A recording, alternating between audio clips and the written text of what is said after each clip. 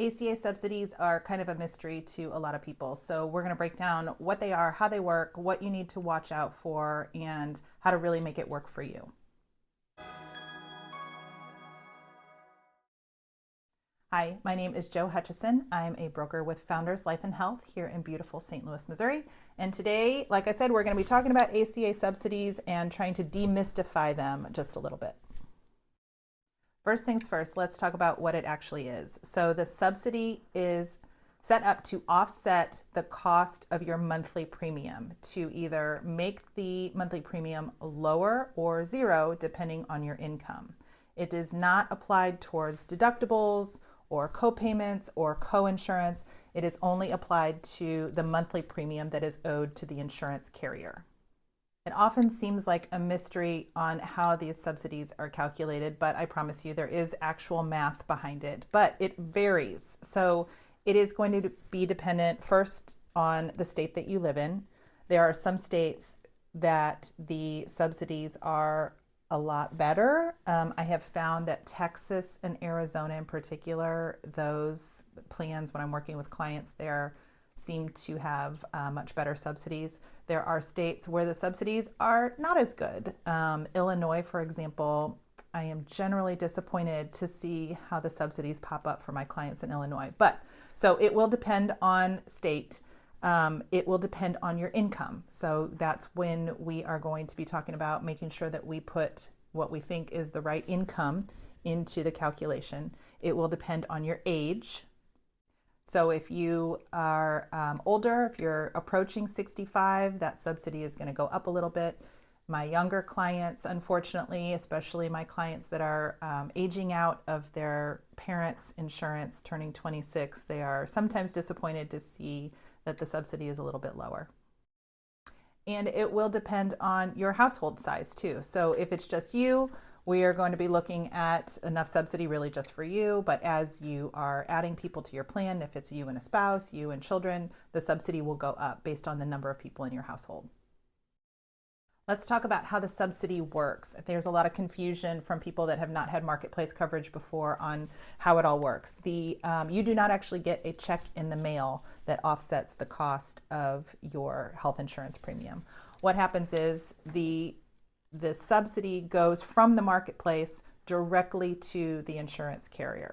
I like to use nice round numbers when we are doing examples of any kind of number, just because my brain works better that way. So if, for example, your monthly premium is supposed to be $100, you are getting your Marketplace coverage through ABC Health Insurance Carrier, and the monthly premium is $100.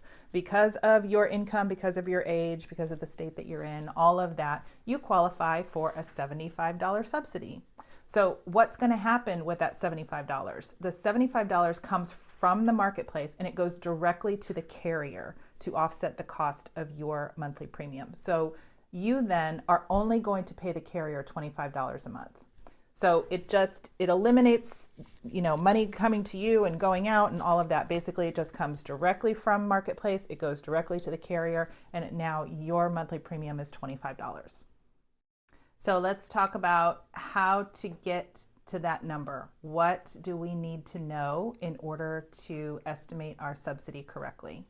And like I said, a lot of times this is tough for people that are in a change of life. They maybe just got fired from a job. Maybe their company downsized. Maybe they retired. Maybe it's a divorce. So there's lots of different circumstances where suddenly your income is changing, and it's going to be real tough to try to figure out what your income is going to be going forward. For Marketplace, they are looking at what your income is going forward, not going backward. Knowing that you've had a life change, especially if you are in a special enrollment period, which we will talk about here in a second. If you are in a special enrollment period and you've had a life change, what we have to do is just kind of give it our best guess. And what we're going to be looking at is what your adjusted gross income is going to be, which is line 11 on your 1040. It is the amount your adjusted gross is going to be after deductions.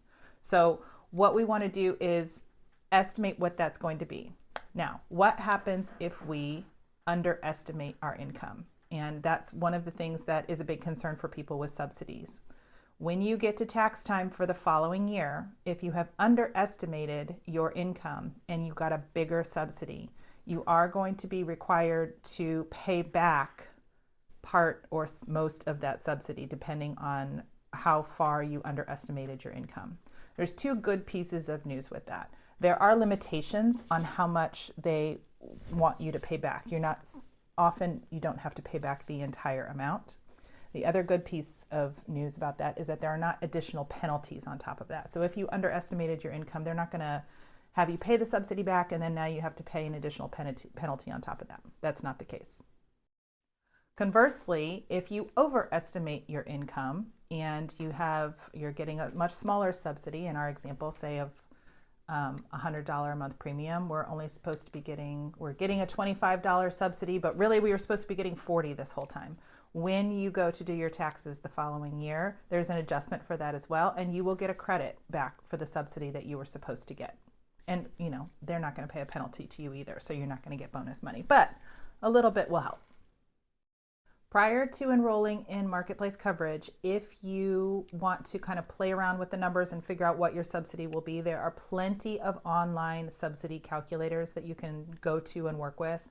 You can actually go to healthcare.gov and log into their system, and they do have a subsidy calculator there. That's usually especially as we're getting closer to open enrollment, that's going to be the most accurate information. Sometimes you get these subsidy calculators that are stranded on somebody's website from 10 years ago. Don't use that. So, or feel free to reach out to a broker in your area. You can reach out to us. We are licensed in most states throughout the country, and we do not charge fees to any of our customers. Our fees are all paid by the carriers. So no charge to you to help try to figure out what your subsidy would be. And last but not least, if you don't qualify for a subsidy at all in either direction, if you don't qualify because your income is too low, we can help get you the information that you need to apply for Medicaid in the state that you're in. If you make too much money and you don't qualify for a subsidy because your income is too high, there are other plans out there. You can choose to go with a Marketplace plan and just not pay the subsidy. That's generally a better option for my clients that have pre-existing conditions that they need to have covered. But there are other options, especially if you're self-employed. In the last couple of years, several plans have popped up that are private PPO plans that are often less expensive than Marketplace, so you can look into those as well. Feel free to reach out to us with any questions that you have. You can call, you can email. All of our information is here down below, or you can go to our website and schedule a time to talk with me anytime. Thanks so much for watching.